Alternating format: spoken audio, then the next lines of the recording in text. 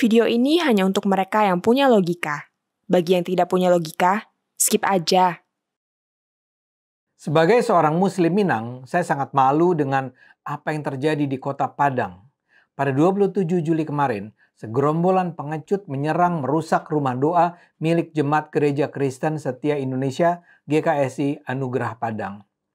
Ini adalah tindakan pengecut yang sesungguhnya yang lahir dari kebencian terhadap Kristen, Kristofobia. Sumatera Barat dulu dikenal sebagai wilayah yang melahirkan begitu banyak tokoh pintar dan berpikiran terbuka yang berjasa besar dalam melahirkan Indonesia yang memiliki kepercayaan tinggi terhadap keberagaman. Ada Muhammad Hatta, ada Hamka, ada Sultan Syahrir, ada Tan Malaka, ada Muhammad Natsir, dan ada deretan tokoh-tokoh lainnya yang memperjuangkan kebinekaan Indonesia. Dulu, saya bangga dengan keminangan saya. Tapi mendengar apa yang terjadi di Padang saat ini, saya tidak tahu apa masih perlu saya memuji-muji Minang. Serangan terhadap rumah GKSI itu berlangsung brutal. Akibatnya 2 anak mengalami luka-luka dan rumah doanya pun rusak parah. Kejadian bermula sekitar jam 4 sore saat rumah doa sedang digunakan untuk beribadah oleh 30 anak-anak yang dibimbing satu guru sekolah minggu. Saat si guru lagi mengajar soal firman Tuhan, tiba-tiba dia dipanggil oleh ketua RT 03 dan 09 ke halaman belakang rumah itu. Di saat yang sama, massa berteriak-teriak agar ibadah dibubarkan. Mereka nampak sangat beringas dan melengkapi diri dengan balok-balok kayu. Tak lama kemudian, massa menyerang dan menghancurkan rumah doa itu. Mereka memecahkan kaca, memutus listrik rumah, dan memaksa anak-anak keluar dari rumah itu. Beberapa anak bahkan dipukul dan ditendang oleh massa intoleran itu.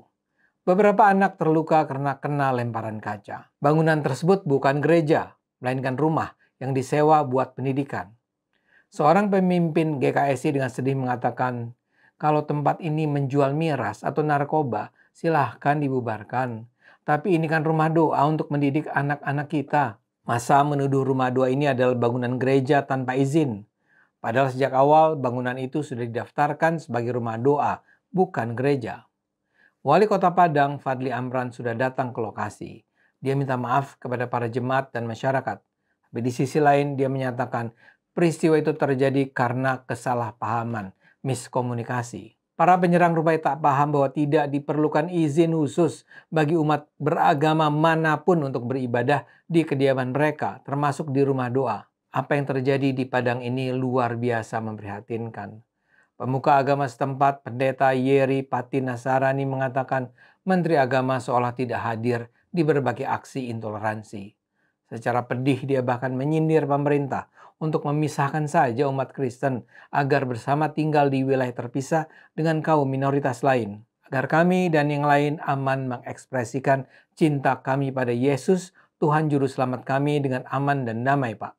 Tulisnya di caption medsosnya. Kecaman juga datang dari Yayasan Setara. Setara mendesak aparatur negara dan pemerintah kota Padang bersikap tegas kepada para pelaku intoleransi. Setara juga minta pemerintah pusat agar tidak diam dan tutup mata terkait kasus intoleransi yang makin marak. Saat ini sudah ada 9 orang tersangka yang ditangkap kepolisian daerah Sumatera Barat.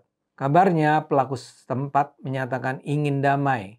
Namun permohonan itu diabaikan karena apa yang mereka lakukan adalah tindak pidana, perusakan dan kekerasan. Kementerian Agama Sumatera Barat menegaskan bahwa proses penyelesaian telah dilakukan melalui musyawarah damai yang dimediasi oleh pemerintah daerah, FKUB, dan tokoh agama. Namun bagian pidananya tetap diproses sesuai hukum yang berlaku karena ini bukan hanya persoalan sosial, melainkan kejahatan pidana. Seperti saya katakan, ini adalah tindakan yang sangat memalukan.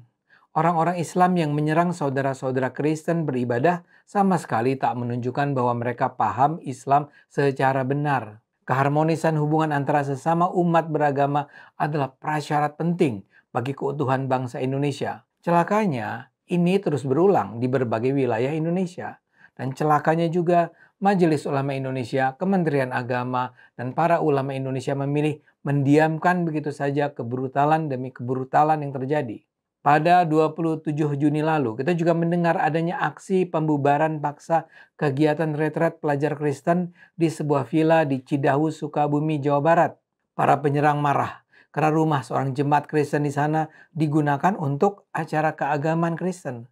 Mereka bilang umat Kristen hanya boleh beribadah di rumah ibadah, bukan di rumah biasa. Villa tempat beribadah itu dirusak, kaca dipecahkan, perabot dihancurkan, simbol salib dijatuhkan paksa.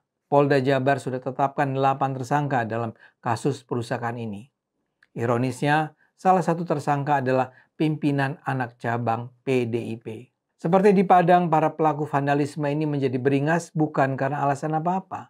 Mereka menjadi brutal hanya karena marah melihat umat Kristen belajar beribadat.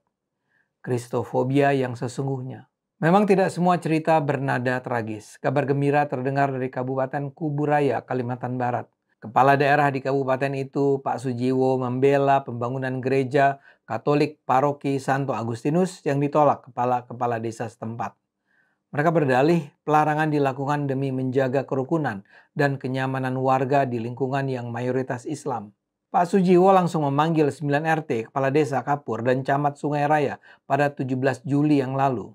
Menurut Pak Sujiwo, Kuburaya sudah lama dikenal sebagai kabupaten yang harmonis. Masyarakatnya pun terkenal menjunjung tinggi keberagaman dan nilai-nilai toleransi.